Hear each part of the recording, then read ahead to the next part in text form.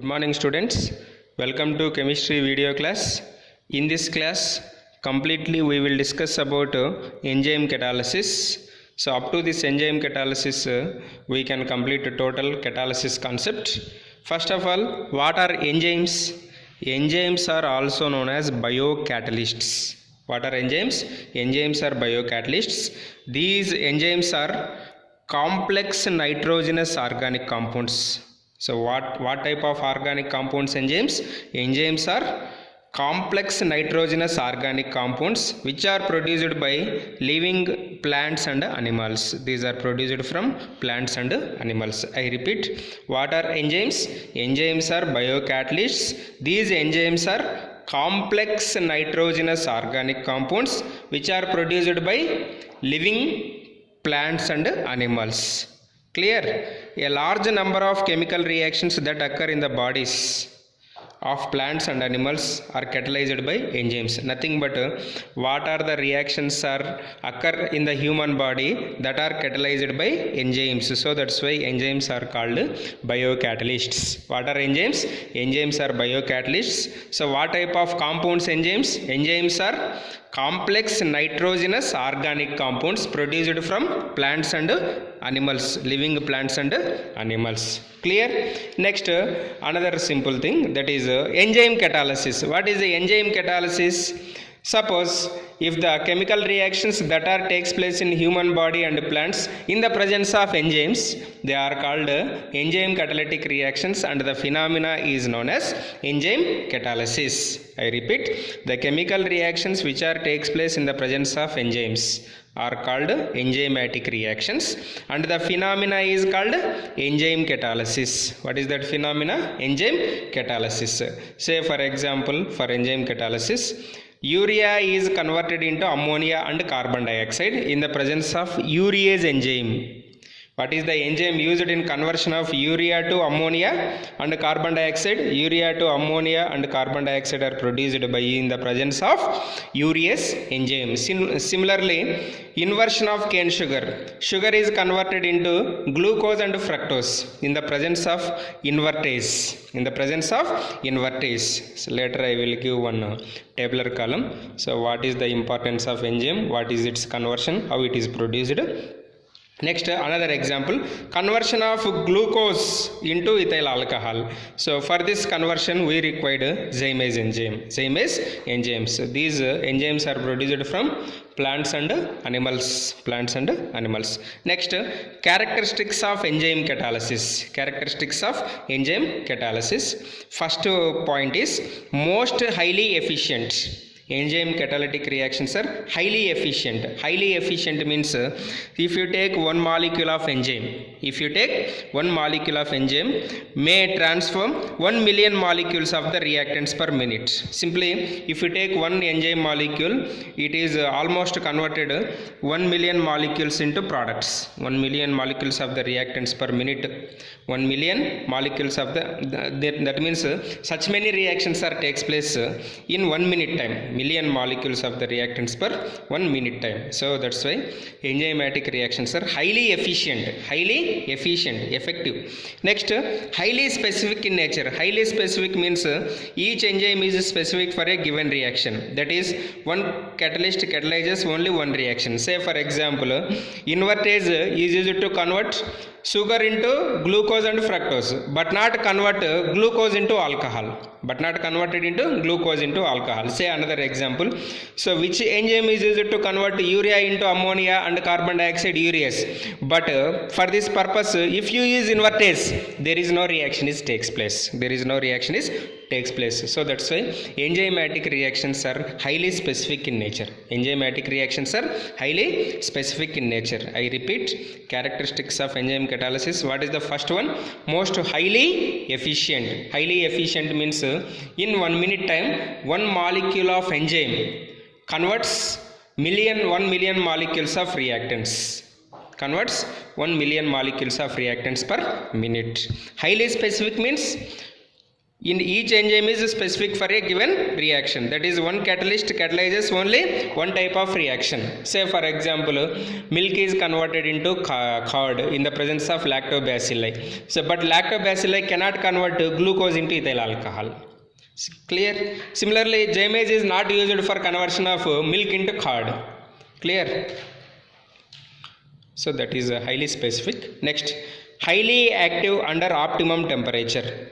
So optimum temperature we have to maintain to run enzymatic reactions. The optimum temperature for enzymatic reaction is 298 to 310 Kelvin. So in between this temperature, enzymatic reactions are very active. So before this temperature or after this temperature, enzymatic reactions are slow. Enzymatic reactions are slow. Why? Because that is not a optimum temperature. What is the optimum temperature for enzymes? 298 to 310. So room temperature to certain greater room temperature. So that's why if any person is suffered from fever or any disease, so in such bodies enzymatic reactions are very slow. Enzymatic reactions are very slow. Why? Because in that time the temperature of body is either greater than this one, either greater than this one or less than this one. Clear? So that's why optimum temperature we have to maintain, that is 298 to 310 Kelvin. Next,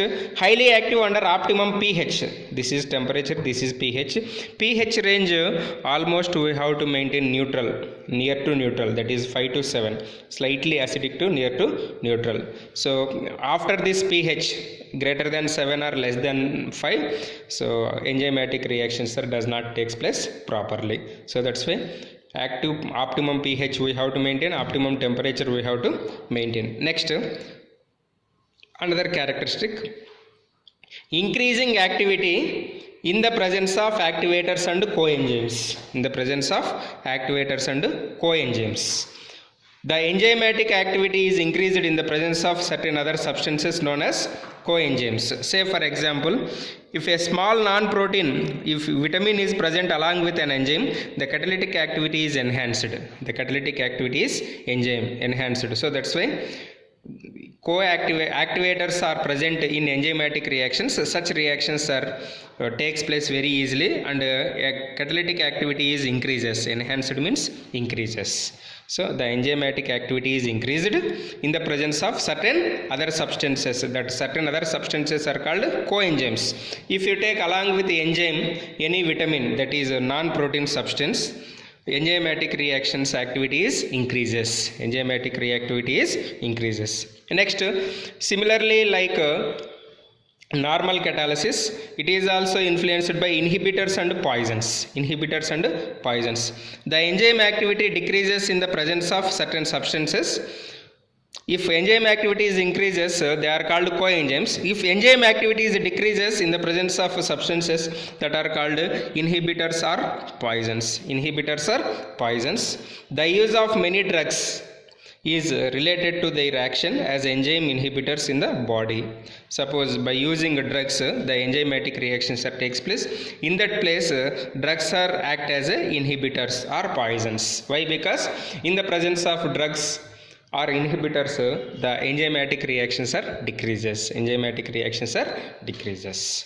So these are the characteristic properties of enzyme catalysis. Next, mechanism of enzyme catalysis. This is important, 3 steps. Mechanism of enzyme catalysis follows lock and key mechanism. What is lock and key mechanism? Lock and key mechanism means particular lock has a particular key. Suppose if you have different locks, so that different locks will be opened by particular key. Suppose if you use a single key, we cannot open all locks. Like that, enzymatic catalysis reaction follows lock and key mechanism. This lock and key mechanism follows in 3 steps. Lock and key mechanism. So for better understand, if you take this is a substrate, this is a substrate. So these are different types of enzymes. Imagine these are different types of enzymes. These are the three different. So which enzyme is suitable for this substrate? So we have three different. So it can only fit in this place. It can only fit in this place. So that's why this is the suitable one. So like that, lock and key mechanism follows. So in lock and key mechanism, first step, binding of the enzyme to the substrate to form enzyme substrate complex. Imagine these are enzymes. So if this enzyme binding on the substrate, okay, we will get ES complex. This is called ES. Enzyme plus substrate, we will get ES complex, that we have to write in brackets. After that, in second step, formation of product on the surface of enzyme. After some time, this ES product is converted into EP. So here EP means enzyme product. Enzyme product, where it is takes place on the surface of the catalyst. Third step, this EP is converted into product and enzyme again. Product and enzyme again. So that's why we will get E plus P. To understand better example for this mechanism, we want to convert milk into curd. Milk into curd. How milk is converted into curd? We have to add a little bit curd. Little bit curd we have to add. Here this little bit curd is act as enzyme. Here milk is act as a substrate. Milk is act as substrate. After some time, so this little bit curd and milk is converted into enzyme substrate complex. So when the time is progresses, this milk is completely converted into product. This milk is completely converted into product. Again that in that product enzyme is also present. That enzyme is nothing but curd. It is used for conversion of again milk into curd. Like that we can remember mechanism of enzyme catalysis. Mechanism of enzyme catalysis. Here enzyme in these mechanism terms, E means enzyme, S means substrate, P means product. P means product. I repeat how mechanism of enzyme catalysis takes place. First, enzyme binds the surface of substrate to form enzyme substrate complex. What we will get? Enzyme substrate complex, that is E plus S gives ES. This enzyme substrate complex we have to represent it in square bracket. Next, formation of product on the surface of enzyme. Formation of product on the surface of enzyme, we will get ES gives EP. So after some time what happen? The release of product from the surface of enzyme takes place and we will get particular product. Like this mechanism of enzyme catalysis takes place. So this is about total enzyme catalysis. So up to this catalysis complex concept completed.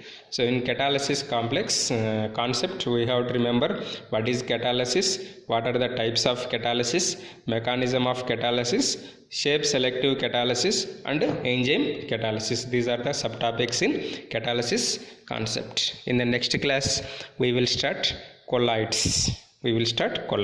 Thank you.